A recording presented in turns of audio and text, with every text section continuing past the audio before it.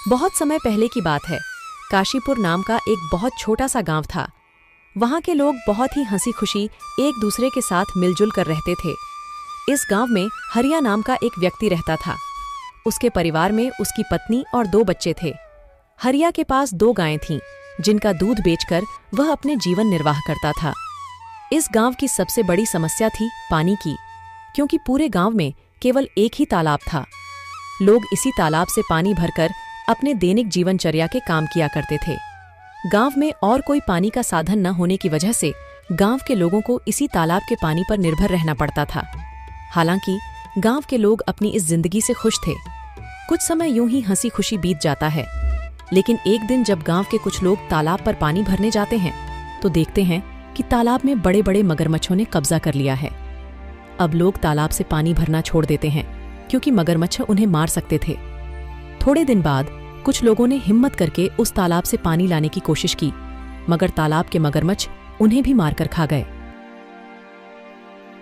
इस घटना से पूरे गांव में भय और हड़कंप मच गया।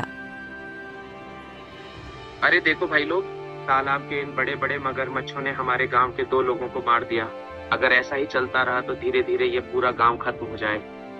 हाँ भाई रामू, अगर हम इन मगरमच्छ के निवाले नहीं भी बने तो भी बूंद बूंद पानी को तरस तरस कर मर जाएंगे। हाँ भाई लोग, ये तो बहुत बड़ी समस्या हो गई है। अगर हम तालाब के पास भी जाएंगे तो ये मगरमच्छ हमें मार डालेंगे। लेकिन बिना पानी के हमारा गुजारा कैसे होगा? हमें कुछ करना पड़ेगा। तुम सही कह रहे हो चंदन, हमें तुरंत पंचायत बुलानी चाहिए और सरपंच जी को बताना चाहिए। हाँ चलो सरपंच जी के पास चलते हैं, अब वही कुछ कर सकते हैं। गांव के लोग मिलकर पंचायत में सरपंच जी के पास जाते हैं और अपनी समस्या बताते हैं। हाँ सरपंच जी, मगरमच्छ बहुत खतरनाक होते हैं। अगर हम तालाब के पास गए तो हमारी जान को खतरा हो सकता है। हाँ सरपंच जी, हरिया सही कह रहा है। हमने देखा कि कुछ लोग पानी भरने गए थे और मगरमच्छों ने उन पर हमला कर दिया। हाँ भाइयों, यह समस्या सच में गंभीर है, लेकिन हमें इसका कोई समाधान निकालना होगा। एक व्यक्ति है जो हमें इस समस्या से निकलने के लिए कोई बेहतर सुझाव दे सकता है। वह है मुखिया हरिलाल। हमें इस बारे में हरिलाल से बात करनी चाहिए। वह गांव के सबसे अक्लमंद इंसान है। वह इस समस्या का कोई ना कोई हल निकाल ही लेंगे। राजू और बिरजू, तुम दोनों मुखिया के घर जाओ और उनसे कहो कि सरपंच जी ने उन्हें तुरंत याद किया है। दोनों सेवक मुखिया के घर जाते हैं और मुखिया को ले आते हैं। सरपंच जी, कहिए, आपने हमें कैसे याद किया? हरिलाल, हमारे गांव के तालाब पर मगरमच्छों ने कब्जा कर लिया है और लोगों को पानी के लिए बहुत समस्या हो रही है। अब तुम उनकी समस्या का कोई समाधान निकालो। मुझे तो कुछ समझ ही नहीं आ रहा, आखिर उन मगरमच्छों से कैसे छुटकारा पाया जाए। मुखिया गहरी सोच में पड़ जाता है और फिर उसको एक उपाय सोचता है और वह सरपंच जी से कहता है। सरपंच जी, मगरमच्छों से लड़ना आसान नहीं है। हमें एक दूसरा तालाब बनाना होगा। ये काम आसान नहीं होगा, लेकिन अगर हम सब मिलकर मेहनत करेंगे तो नया तालाब जल्दी ही बन जाएगा। मुखिया जी, आप बिल्कुल सही कह रहे हैं। हम सब मिलकर मेहनत करेंगे और नया तालाब बनाएंगे। हाँ, हमें मिलकर काम करना होगा। इस समस्या का यही समाधान है। चलो फिर कल से ही हम नया तालाब खोदने का काम शुरू करते हैं। सभी गांव वाले मिलकर काम करेंगे और पानी की समस्या से जल्द ही निजात पाएंगे। गांव वाले मुखिया जी के सुझाव से सहमत होते हैं और अगले दिन से ही तालाब खोदने का काम शुरू कर देते हैं। कुछ ही दिनों की मेहनत और मशक्कत के बाद आखिरकार गांव के लोगों ने मिलकर एक बहुत ही गहरा तालाब खोद लिया। बस फिर क्या था, वर्षा ऋतु का मौसम भी आ गया और गांव में जोरदार बारिश शुरू हो गई। बारिश से वह तालाब लबालब पानी से भर गया, जिसे देख गांव के लोग बहुत खुश हुए।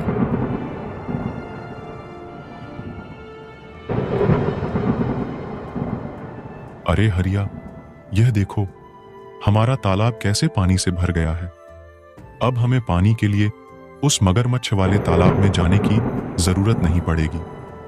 हम यही पास ही के तालाब से पानी भर लिया करेंगे। हाँ काका, आज मैं बहुत खुश हूँ। आखिरकार हमारे गांव को इस पानी की समस्या से निजात मिल ही गया।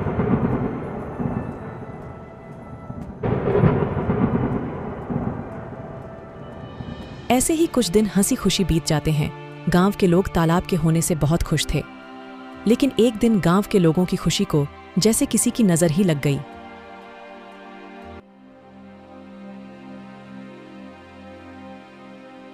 सुनिए जरा, ये तालाब से मटकी भरकर ले आना।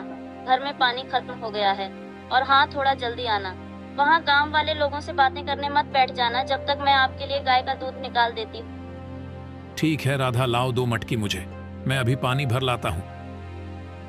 जब हरिया मटकी लेकर तालाब के पास पहुंचा तो उसने देखा वहां पर मुखिया हरिलाल खड़ा है और वह गांव वालों से पैसे ले रहा है। हरिया ने एक व्यक्ति को रोककर पूछा, भैया क्या बात है, ये मुखिया जी किस चीज के पैसे ले रहे हैं?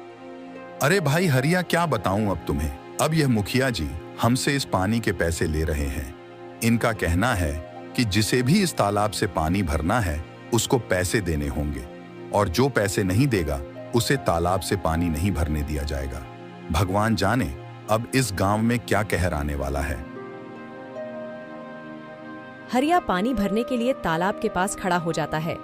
जैसे ही वह तालाब से पानी भरने जाता है, मुखिया उसे रोकते हुए कहता है, हरिया, तुम क्या कर रहे हो? तुम्हें पता नहीं है कि यहाँ से पानी भरने के लिए पैसे देने होंगे? लेकिन यह तो गांव का तालाब है, यहाँ पानी भरने के लिए पैसे क्यों देने पड़ेंगे? यह नियम अब बदल गया है। यहाँ से पानी भरने के लिए हर किसी को पैसे देने होंगे। ये तो सरासर अन्याय है।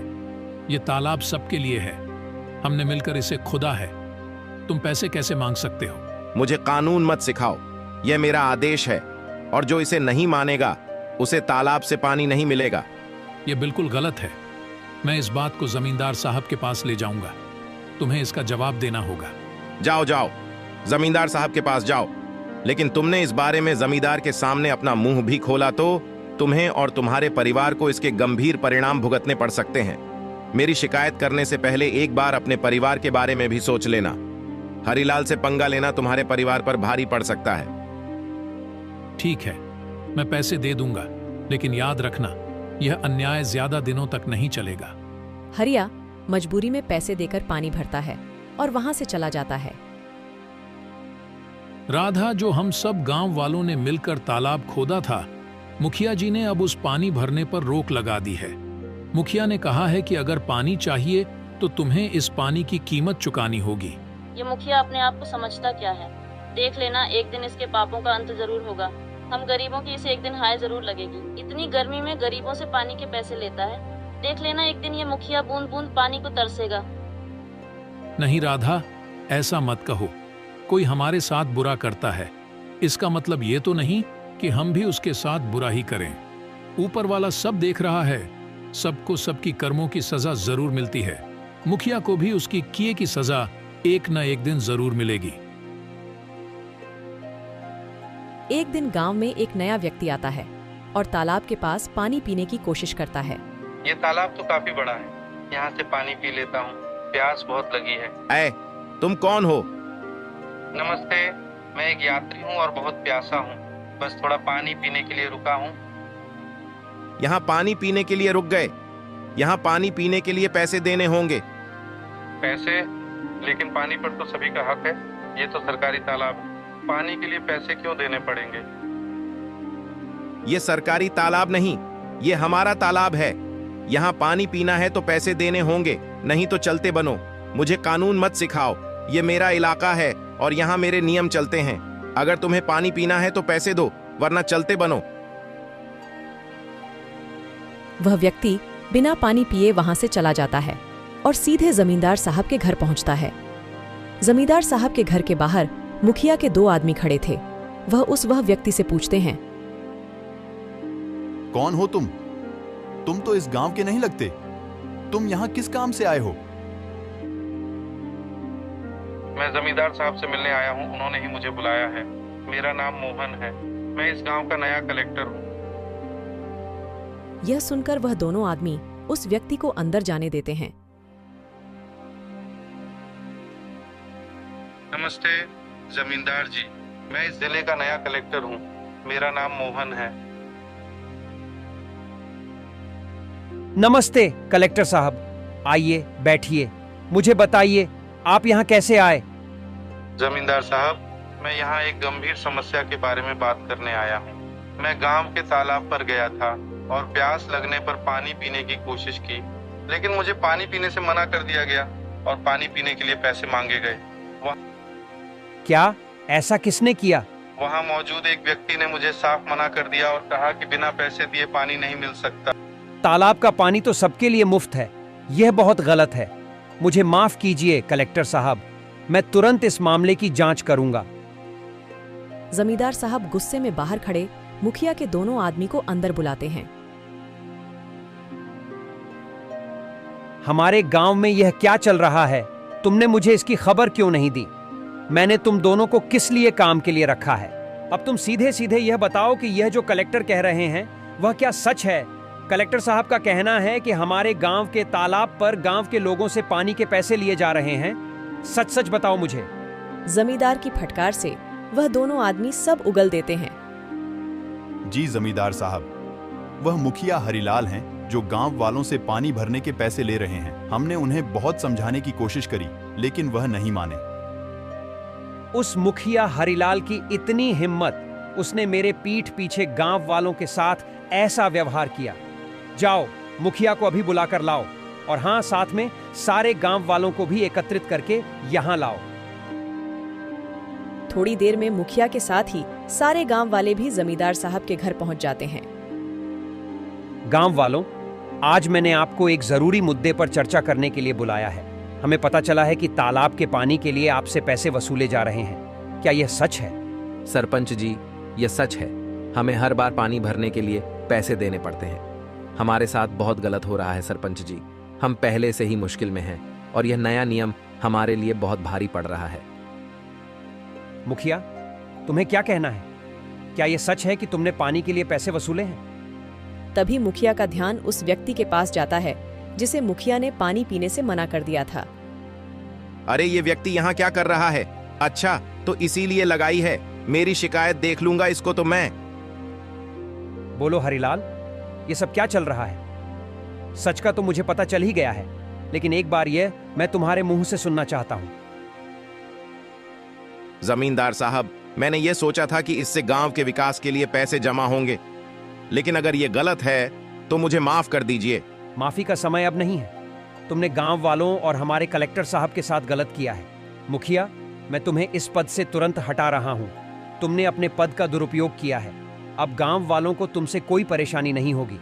मुझे माफ कर दीजिए जमींदार साहब। माफी मांगने से कुछ नहीं होगा। अब से तुम इस पद पर नहीं रहोगे और गांव के किसी भी फैसले में तुम्हारा कोई अधिकार नहीं होगा। जमींदार साहब, हमें तो लगता था कि यह तालाब सभी के लिए है, लेकिन मुखिया जी ने इसे अपनी संपत्ति ही बना लिया है।